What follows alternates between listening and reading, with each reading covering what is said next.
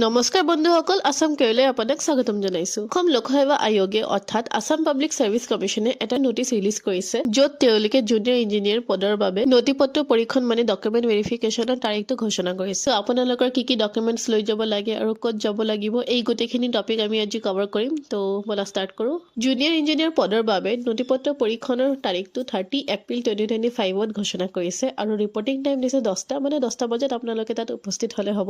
অফিসটো আছে জৱাহৰ নগৰ খানাপাৰা গুৱাহাটী 22। তো এতিয়া আমি চাম যে আপোনালোকৰ কি ডকুমেণ্টছ লৈ যাব লাগে। তো ফাৰ্ষ্ট অফ অল ইয়াত বোল্ড লেটাৰ্ছত লিখা আছে যে আপোনালোকৰ ডকুমেণ্টছটো অৰিজিনেল ডকুমেণ্ট লৈ যাব লাগে।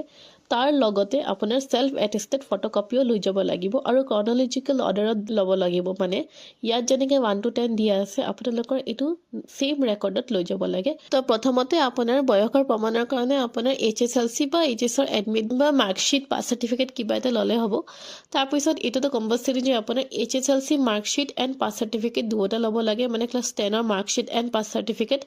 তাৰপিছত ক্লাছ 12ৰ মাৰ্কশ্বিট আৰু পাছ চাৰ্টিফিকেট। তাৰপিছত আপোনালোকে যদি কিবা ডিপ্ল'মা কৰিছে অল ছেমিষ্টাৰ্ছৰ ডিপ্ল'মা চাৰ্টিফিকেটটো ল'ব লাগে আৰু পাছ চাৰ্টিফিকেটটো দেখাব লাগিব। তাৰপিছত আপোনাৰ CGPA conversion formula of the respective institute, সেইটো CGPA আপোনাৰ কি আছিলে সেইটো দেখাব লাগে। পাৰ্মানেণ্ট ৰেচিডেঞ্চিয়েল চাৰ্টিফিকেট মানে PRC বা আজিকালি এমপ্লয়মেণ্ট এক্সচেঞ্জ ৰেজিষ্ট্ৰেশ্যন, ইয়াত লিখাই আছে এমপ্লয়মেণ্ট এক্সচেঞ্জ ৰেজিষ্ট্ৰেশ্যন দিলেও হৈ যায়, একো প্ৰব্লেম নহয়। আগতে আছিলে যে PRC দিব লাগিছিলে, বাট এতিয়া এমপ্লয়মেণ্ট এক্সচেঞ্জ ৰেজিষ্ট্ৰেশ্যন দি কাম চলি যায়, ঠিক আছে। অ'কে, নেক্সট দি আছে যে যদি আপোনালোকে ষ্টেট গভৰ্ণমেণ্ট এমপ্লয়ী, মানে আপোনালোকে অলৰেডি এতিয়া চাকৰি কৰি আছে কিবা এটা ষ্টেট গভৰ্ণমেণ্ট জব, তেনেহ'লে আপোনাৰ যোন এমপ্লয়াৰ হ'ব তাৰ পৰা এটা নো অবজেকশ্যন চাৰ্টিফিকেট লৈ আনিব লাগে। সেইটো আপোনালোকে ছাবমিট কৰিবই লাগিব।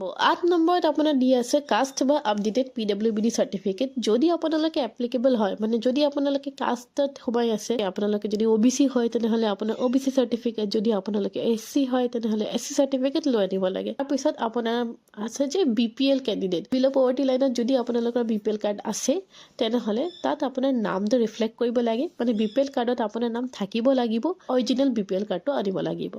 তাৰপিছত ডিক্লেৰেশ্যন ফৰ্মে আনিব লাগে।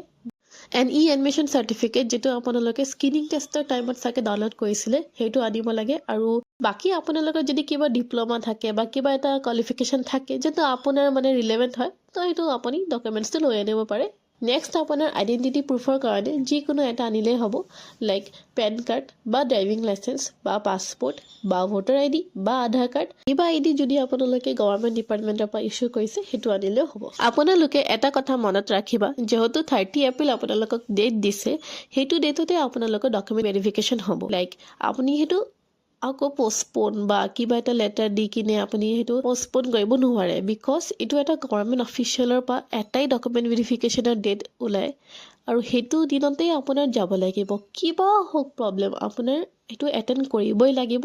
আৰু যদি বাই চান্স আপোনালোকে কিবা এটা আনফৰ্চুনেটলি মানে এটেণ্ড কৰিব নোৱাৰে, তেনেহ'লে আপোনালোকৰ ফৰ্মটো কেঞ্চেল হৈ যাব, মানে আপোনালোকৰ আৰু ডকুমেণ্ট ভেৰিফিকেশ্যন নহয় আৰু জবটোও নহয়। তো সেইকাৰণে 30 এপ্ৰিল যিহেতু ডেট দিছে, আপোনালোকে সেইদিনা এটেণ্ড কৰি ল'ব ডকুমেণ্ট ভেৰিফিকেশ্যনৰ কাৰণে, ঠিক আছে। তো আজিৰ কাৰণে ইমানলৈকে আছিলে। All the best for your document verification. বাকী এনেকুৱা নটিফিকেশ্যন পাই থাকিব হ'লে ছাবস্ক্ৰাইব কৰি দিয়ক আমাৰ চেনেলটো। আমি এনেকুৱাই আপডেট লৈ আনিব থাকিম। Thank U.